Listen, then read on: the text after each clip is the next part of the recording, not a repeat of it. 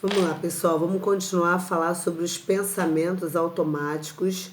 Agora nós já sabemos que esses pensamentos automáticos, aos quais a terapia cognitiva comportamental se predispõe a trabalhar, a corrigir, né, essa visão equivocada, são pensamentos específicos. Não é, são pensamentos automáticos. Bom, tudo é pensamento automático, né? Agora a questão é os pensamentos automáticos que trazem um problema, que trazem um comprometimento. Pensamentos que são alimentados através de crenças subjacentes, crenças que o indivíduo vem coletando, unindo como peças de um quebra-cabeça disfuncional, que podem corresponder à verdade ou não, mas que na maioria das vezes não correspondem à verdade, são um erro de cognição, são um erro de interpretação, e isso acarreta um sofrimento muito grande para a pessoa. Isso abala a certeza, se é que nós podemos ter certeza de algo, de algumas coisas sim, nós precisamos pelo menos ter certeza, né? Nós precisamos ter certeza de que as coisas vão dar certo, que se no momento elas não estão dando certo, em algum momento darão. Nós temos que ter certeza de que estamos buscando o melhor para a nossa vida. E quando uma pessoa está no meio de pensamentos automáticos disfuncionais, ela não consegue ver saída para isso. E o pior do que isso, ela entra num looping, né? Um ciclo. Esse ciclo cada vez mais vai se retroalimentando e as crenças subjacentes vão se agregando, tudo aquilo que já havia vai sendo coletado, aquilo que vai acontecendo vai sendo incorporado, então isso vai crescendo, crescendo, crescendo como uma bola de neve, e isso retira, rouba da pessoa o bem-estar, rouba da pessoa a qualidade de vida, tira uma visão de uma possibilidade de mudança. A pessoa fica estagnada, ela para e ela fica vivendo em função daquilo ali, que nada vai dar certo, que tudo na vida dela é uma catástrofe, são os erros cognitivos que vão emergindo cada vez mais. Então hoje a gente não vai tratar tanto dos erros cognitivos, não. Eu quero mais alinhar, concluir essa questão dos pensamentos cognitivos disfuncionais, para aí então passar uma técnica ainda nesse vídeo aqui, é um desafio. E depois disso aí a gente vai falando das questões mais ligadas aos erros cognitivos, tá legal? Eu queria deixar claro que existem 3 tipos de pensamentos automáticos disfuncionais, e dando o exemplo de cada um deles. Então, a gente pode colocar, por exemplo, um tipo de pensamento que é distorcido, é um pensamento automático, disfuncional, distorcido. Como é que se dá esse tipo de pensamento? Então, ocorre apesar das evidências contrárias. Ponto. Não há quem, conversando com a pessoa, consiga fazer essa pessoa entender que não é daquela forma que ela está vendo. Isso aí eu estou falando com base no senso comum, uma conversa com uma pessoa, não com um profissional como nós, mas uma pessoa conversa com outra e a outra tenta até intermediar essa situação colocando, não foi desse jeito, você está dando uma dimensão muito maior do que está acontecendo, não é dessa forma, mas a pessoa não aceita. Então, se a gente for dar, vamos exemplificar aqui, por exemplo, ela não gosta de mim. Isso é dito quando a outra pessoa foi cordial. Então, se eu chego para alguém e falo, nossa querida, que saudade, sabe, quanto tempo que eu não te vejo, e a pessoa já começa a vir com uma questão de que ela não gosta de mim, isso aí que ela falou, isso daí é o contrário do que ela disse, isso aí tem uma ironia, tem um fundo de alguma coisa. Então, é uma distorção, é uma interpretação equivocada daquilo que foi passado, né? Vai para mais além. Depois disso, a gente pode falar de um tipo de pensamento que é preciso, porém, com conclusão distorcida. Então, como é que seria esse pensamento se a gente for exemplificar? Eu não cumpri aquilo que eu prometi para o meu filho. Eu prometi para o meu filho que eu ia chegar em casa, ia levar um brinquedo que ele pediu, mas no meio do caminho eu esqueci, ou no meio do caminho eu vi que eu não estava com o valor financeiramente disponível para levar aquele brinquedo para ele. Então, eu sou uma péssima mãe.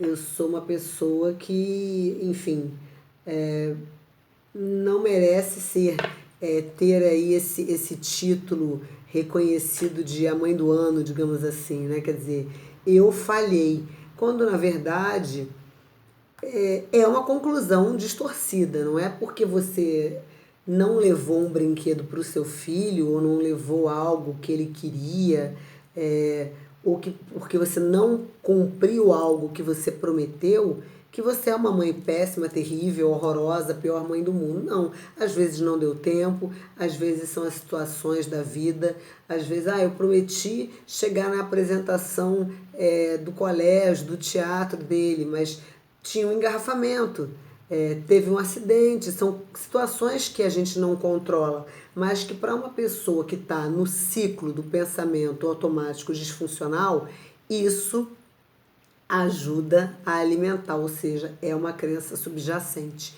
que vai cada vez mais inflando esse processo de pensamento que faz mal ao ser humano. E o terceiro são aqueles que são utilizados do tipo: é um pensamento preciso, porém é um pensamento que traz algo disfuncional nele. Então, como é que a gente pode colocar isso? Tenho muita coisa para fazer. Ponto.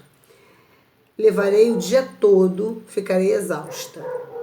Mesmo sendo um pensamento correto, reduz a concentração e a motivação. Ou seja, beleza, eu tenho muitas coisas para fazer. Então, qual é o pensamento lógico? O que a gente vai passar para o nosso atendido, para o nosso paciente, enfim. Você tem muitas coisas para fazer? Então, vamos lá. Papel. Eu amo escrever de lápis, enfim. Mas papel, caneta, enfim. Vamos lá. Faz a lista. O que você tem para fazer? Mas faz uma lista real, tá? Não vem com uma questão de que você tem um pensamento que é um pensamento automático disfuncional, preciso, porém, né?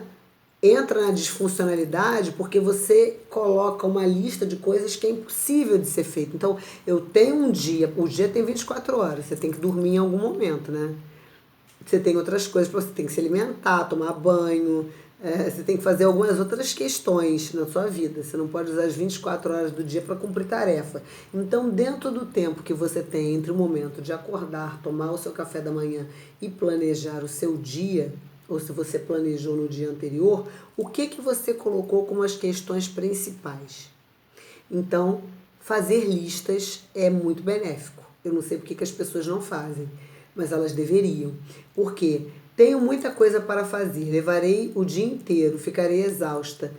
Tudo bem, vai ficar exausta por quê? Porque você não elegeu as suas prioridades. Então, prioridade número 1, tem muitas coisas para fazer. O que eu tenho para fazer hoje? Qual é o número 1 da lista?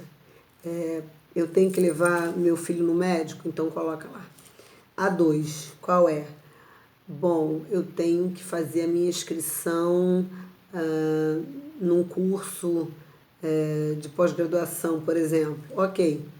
Tá. Terceiro, feita a inscrição, eu tenho que separar os documentos que eu vou digitalizar e enviar. Tá legal. Faz parte. Dá conta? Dá. Quarto, eu tenho que levar a minha filha mais velha para fazer uma atividade esportiva e ela não vai sozinha, ela é uma filha mais velha, mas tem 12 anos de idade, então ela não anda sozinha. Então eu tenho que levá-la na natação, tudo bem. Quinto, eu tenho que passar no mercado, porque eu tenho que comprar algumas coisas. Tem aqui 5 tarefas. Então, Como é que você pode prever que você vai ter um dia para fazer uma série de coisas e você vai ficar exausta? Isso é disfuncional. Se você não se organizar, você com certeza vai ficar exausta. Então, isso é basicamente dizer o seguinte, gente, os pensamentos automáticos disfuncionais, eles determinam o nosso comportamento e determinam os nossos sentimentos. E a esse nível de pensamento nós temos acesso. É a forma mais fácil da gente conseguir a conexão e a psicoeducação do nosso paciente através das técnicas. Então, a parte principal é pensamentos automáticos. A gente tem um diagrama que tem, primeiro, as crenças que são nucleares, depois as crenças que são intermediárias. A gente tem também os esquemas que são reforçadores para tudo isso, né? Os comportamentos que reforçam.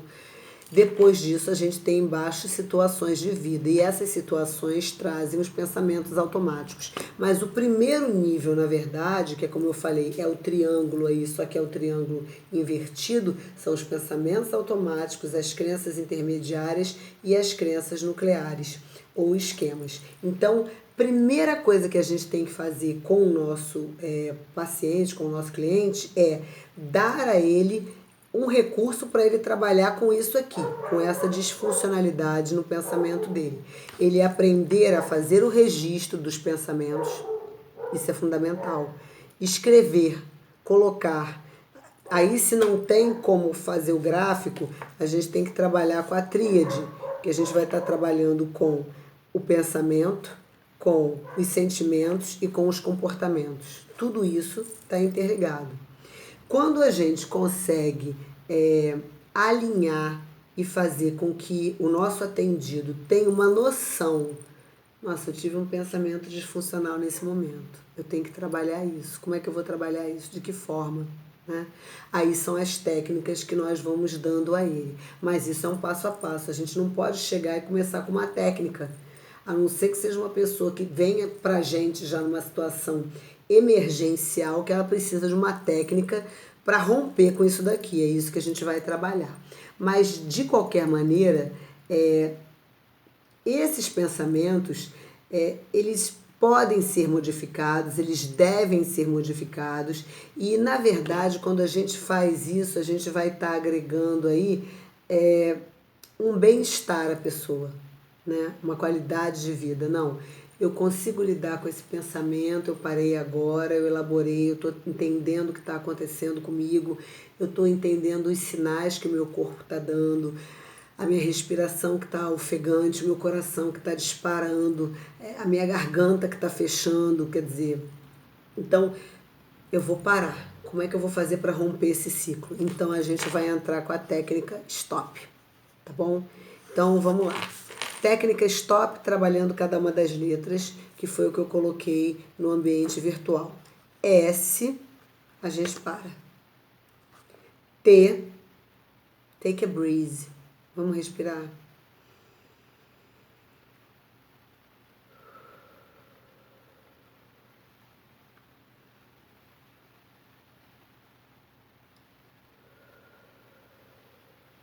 Gente, isso é tão bom. Qual o objetivo disso, né? Dessa respiração? Primeiro, é comprovado cientificamente que a gente não consegue dar vários comandos ao nosso cérebro ao mesmo tempo.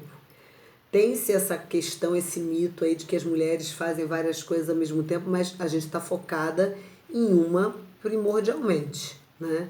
E as outras ficam meio ali, tá? Não ficam perfeitas. Então, quando a gente para e a gente começa a focar na nossa respiração, e aí eu tô dando aqui uma técnica que é a respiração pulmonar, eu não tô falando do diafragma por enquanto não, tá? Vamos deixar a diafragmática mais para diante. Essa é uma técnica que a gente pode fazer a qualquer momento. Então, a gente de repente está num elevador lotado, vem um pensamento automático disfuncional que esse elevador vai cair, vai parar no poço e vou morrer agora. Tá, então para tudo. Parei, Não preciso nem fechar o olho se eu quiser. Tô lá dentro do elevador. Tô respirando, Tô respirando. Inspira pelo nariz, expira pela boca, conta. Dá ao paciente sempre esse comando, essa orientação, tá? Essa voz de comando, essa orientação, para contar. Enquanto ele conta e ele respira, algumas coisas vão acontecer no organismo dele. Primeiro, ele vai estar oxigenando o sangue, obviamente, oxigenando o cérebro, então vai ter uma calma, vai abaixar a questão de pressão arterial, a respiração vai se regularizar, os batimentos cardíacos. Depois disso, ele tem que observar. Observar o quê? Primeiramente, o corpo, o eu. O eu dele tem que ser observado. Eu estou me acalmando, eu estou sentindo que eu estou melhor. Eu dei um stop, tá? Então, S, parar, T, respirar, O, observar. Se observar. Observar ao seu redor também. Ver que está tudo sob controle. E o P é de parabenize-se. Vamos bater palma, é o que eu faço com as pessoas que eu atendo, com os meus pacientes, quando eles me dão um feedback. Olha, hoje eu agi da seguinte forma, então vamos bater palma? Aqui, palma para você. Eu não sei porque que as pessoas têm essa questão de não relaxarem, não baterem palma, não fazer isso aqui, Isso aqui é esse monte de pulseira. Por que eu uso isso aqui? Isso aqui é porque eu tenho um trabalho com crianças e do espectro do autismo, né? Do TEA, transtorno do espectro autista, e eles trabalham muito com a questão da sensibilidade. Então, esse monte de pulseira aqui não começou sendo assim. Na verdade, eu tenho bem mais do que isso. Eu tenho caixas e mais caixas de pulseira. E hoje ganhei pulseira também. Ganho pulseira sempre, de pacientes, de pessoas que gostam de mim. É pulseira e livro. É entre uma coisa e outra, porque eles sabem que é o que eu gosto. Mas com as crianças funciona muito porque elas tocam, elas sentem, elas querem ver a textura, elas querem ouvir o barulho. E é um reforço. E isso aqui também é um reforço. Dentro da TCC, a gente trabalha com reforço. A pessoa foi bem, a gente está vendo ali, com relação a várias tarefas que a gente vai passando, tarefas de casa, quando a gente traz, olha, agiu bem, mandou bem, congratulations, foi ótimo. Quer dizer, você está se conhecendo, você está se autodescobrindo. Então, a técnica STOP tem a ver, primeiro, com a respiração, com você relaxar o teu corpo, né?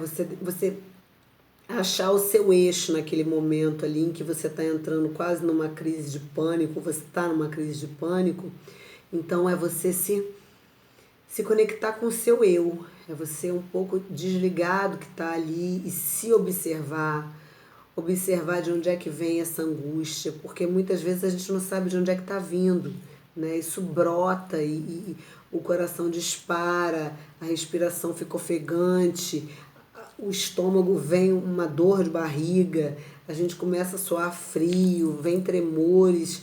Tudo isso acontece numa fração de segundos e diante de um estímulo totalmente irrealístico, um erro de interpretação, um erro cognitivo. Então a gente entra com essa técnica que é uma técnica totalmente cognitiva, na qual você começa a controlar a sua percepção, a percepção de que aquilo que está passando pela sua cabeça é irreal. A gente não pode viver com base no irreal, a gente tem que viver com base naquilo que é real. A gente não pode pensar na porcentagem, os aviões que caem, tem acidente de avião? Tem. Quantos? Você vai ficar pesquisando isso? Não dá. Tem pacientes que às vezes a gente, tô sentindo uma dor de cabeça, a pessoa não pensa, nossa, foi um dia cansativo, exausto, não, ela pensa que ela tá já com um aneurisma, a pessoa já vai de madrugada, acorda marido, acorda, sei lá, irmão, pai, mãe, chama vizinho, não sei o que lá, me leva para emergência agora porque eu tô morrendo. Chega lá, não é uma crise de pânico. E se ela tiver o manejo dessas técnicas que são simples, que são as técnicas principais que a gente oferece, né, num momento como esse, ela vai conseguir reduzir a ansiedade dela, sentir o corpo dela, ver da onde que está vindo isso, da onde que o meu corpo está manifestando isso, esse suor, essa dor de barriga. Vou para uma entrevista de emprego e perco uma oportunidade, uma chance no emprego porque eu não soube me colocar, na hora me deu um apagão, me deu um branco. As pessoas têm que lidar com isso. A gente não para respirar, a gente come rápido, a gente vai no banheiro rápido, a gente às vezes toma banho rápido, tudo é rápido, tudo é imediato, tudo é um curtir, compartilhar. Não, a vida não é assim, não é. Então, a grande vibe dessa questão da terapia cognitiva comportamental é isso, é se perceber e é, acima de tudo, dar um instrumento para que o outro se perceba. É não ficarmos ali, olha, não, olha, eu sou a terapeuta, você está aí, eu estou aqui no meu pedestal, você não vou passar, não vou abrir essa caixa aqui mágica para você, não. A gente orienta, a gente fala sobre livros, a gente tira xerox de material, como eu vou postar aí no AVA para vocês na parte da biblioteca, né? Materiais que são importantes para a gente lidar de repente com crianças. Como é que a criança vai trabalhar com isso, com os sentimentos? Então, essa técnica STOP serve para crianças ali numa faixa de. Depende muito da questão cognitiva da criança. Mas eu trabalho com essa técnica, já trabalhei muito até com criança com espectro autista, né? É claro que mais a questão da. Vamos respirar com a tia. E dentro desse respirar com a tia, manter contato visual. Coisa que a criança, o autista em si tem dificuldade. Olhar nos olhos. E olhar nos olhos muitas vezes dói. Que é o que. Aí eu já trabalho num outro curso, numa outra especialização, que é o ABA, né? Que eu falo mais sobre essas técnicas voltadas para a questão do espectro autista. Mas a gente está falando aqui em relação a pessoas neurotípicas, tá bom? Mas serve também para pessoas neuroatípicas, de acordo com o grau de comprometimento que elas têm cognitivo, mas elas entendem, sim, também dá para fazer com elas. Então é se perceber, perceber essa angústia, perceber isso e sempre anotar. Quando o paciente entra no meu consultório, a primeira coisa, depois da anamnese, da apresentação e de tudo isso, eu dou para ele um caderno. Alguns já vêm com caderno de casa, porque a aflição é tanta que a pessoa já escreve. Mas eu geralmente tenho por hábito dar um caderno para o meu atendido e falar, olha, faça bom uso e inclusive não use só, abuse, né? Coloque todos os seus pensamentos que são disfuncionais, coloque tudo que está passando pela sua cabeça, porque é o que a gente vai trabalhar. É o nosso é o nosso material de trabalho, quer dizer, é ali que a gente vai colher o que esse ser humano está sentindo, como é que ele se expressa. Alguns fazem desenhos, alguns colocam situações, montam esquemas, puxam setas, hoje meu dia, fazem uma linha do tempo. Quer dizer, tudo isso é válido e deve ser utilizado. Então não vamos nos fechar diante das técnicas. Hoje eu estou inspirada, a madrugada está aí como a minha companheira. Tô achando ótimo essa questão do silêncio. Só vazou, acho que agora um pouquinho do latido dos cachorros aqui de casa, mas acho que não deu para atrapalhar. Então eu vou fazer mais vídeo. Tá legal? Meio que maratona, vai ter mais vídeo, tá bom? Mas não vai ser nada muito massificante, não. Eu quero apresentar alguns, esse eu acho que já tá ficando meio grande, enfim. Eu quero apresentar algumas questões para vocês sobre literatura e algumas questões para vocês trabalharem com crianças. Mas como eu vou botar esse vídeo para carregar, ele já está em 24 minutos, então eu vou mostrar algumas coisas já que eu já uso para trabalhar com criança. Por exemplo, eu dou mais valor a trabalhos que são mais personalizados, tá? Materiais mais personalizados. E aí eu tenho as minhas parcerias que, enfim, algumas pessoas me enviam muita coisa, algumas eu compro, mas a maioria mesmo eu ganho. a maioria eu ganho porque o pessoal gosta. Então, por exemplo, esse aqui de dominó, tá? Foi desenvolvido. Você trabalha com a criança, né? Então, aqui, ó. Tá bom? Para que serve um material como esse? Enquanto você está apresentando um material lúdico como esse para uma criança, você está estabelecendo um vínculo para ela. Eu acho muito mais saudável do que dar doce. Eu não gosto. É uma questão minha, tá? Não gosto dessa história de bala, de pirulito, desse tipo de vínculo através de açúcar. Porque todo mundo fala muito sobre o efeito das drogas, mas ninguém fala sobre o efeito do açúcar. O açúcar é droga, né? Tudo bem que a gente não vai falar, ai, nunca mais na vida eu vou consumir o açúcar. Até porque isso daí entra em uma série de coisas, né? Carboidrato vira açúcar. A gente precisa de açúcar até um certo ponto para ter energia. Porém, essa questão de, faz o que a titia quer porque toma aqui uma balinha, no way, não vai rolar. Então, jogo da velha. A gente pode trabalhar isso no quadro branco também com a criança, pode ter um quadro menor e trabalhar o jogo da velha. Mas esse daqui eu ganhei de uma pessoa muito meiga, muito fofa, que trabalha com esse tipo de material. Então a gente tem aqui tudo feito em... Esse aqui não é feltro não, esse aqui é tipo um tecido, né? Que ela bordou, fez aqui os pontos. Aí a gente coloca aqui, deixa eu ver as peças aqui, como é que funciona. Então nós temos aqui a parte redonda e a parte quadrada. E aí a gente pede para a criança escolher. E eu não vou dizer que não seja uma coisa válida deixar aí a criança ganhar. Dependendo da idade, no começo a gente tem que fazer isso sim, porque uma criança de 3, 4 anos não vai entender isso, né? É claro que com o tempo a gente vai ganhando também para ela ver que nem tudo é só ganhar. Tem a parte do perder. Então a gente pega, coloca aqui, né? Vai colocando, né? A criança vai jogando, então é o lúdico, né? Quem gosta de trabalhar com crianças aí, uma dica que eu dou é sempre utilizar esse tipo de material alternativo, tá? Nem todo material que eu uso é alternativo, mas agora, nesse momento, eu queria passar para vocês aqueles materiais que são. Então, como eu acho que o vídeo vai ficar grandão mesmo, só espero que esse vídeo seja postado. Vai demorar uma eternidade, então vamos aproveitar. Esse aqui é do Divertidamente e serve exatamente para a gente trabalhar a questão da emoção.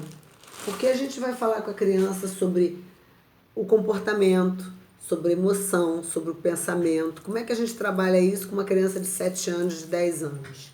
O que você está sentindo? Me fala o que você está sentindo. Né? Como é que esse sentimento reflete no seu comportamento? Então, para ficar mais fácil, o que a gente usa? Esse tipo de material. Esse aqui eu ganhei de uma parceira querida, que é a Joaninha Arteira.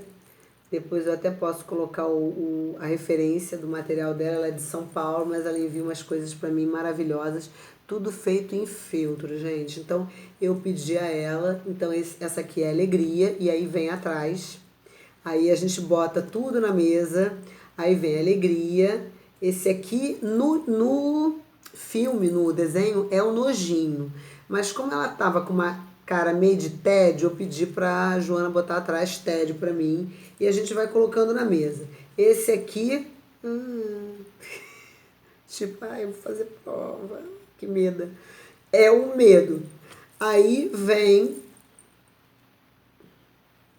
O que é essa? Tristeza. E esse aqui... raiva. Então a gente bota tudo em cima da mesa e pede para a criança trabalhar. A delicadeza do trabalho dela é tanto que, se vocês olharem bem, aqui tem um fio, tá? Um fiozinho de prata, que é uma lágrima. Então, para você trabalhar com uma criança, e eu já trabalhei isso aqui com adulto, tá? Não é só com criança, não. Eu trabalho esse tipo de material com adulto, como tem os baralhos, que aí depois eu vou fazer um só de baralho também, que adulto se amarra num baralho. O que mais que eu tenho aqui que é artesanal? Mas deixa eu só dar uma baixadinha aqui rapidinho. Esse aqui foi um presente muito fofo que ela me mandou, que são bonecos, mas não convencionais. Quem quiser ter uma Barbie no seu consultório, nada contra, mas eu gosto muito de trabalhar com a diversidade, né? E a diversidade também para a criança ver que tem outros tipos de materiais, que não são só aquele boneco, não tem que trabalhar só com o Hulk para expressar a raiva. Esse serzinho aqui, olha, fica vermelhinho de raiva. Então, quando a gente faz uma alusão à raiva, a gente não fala, ai, tô verde de raiva.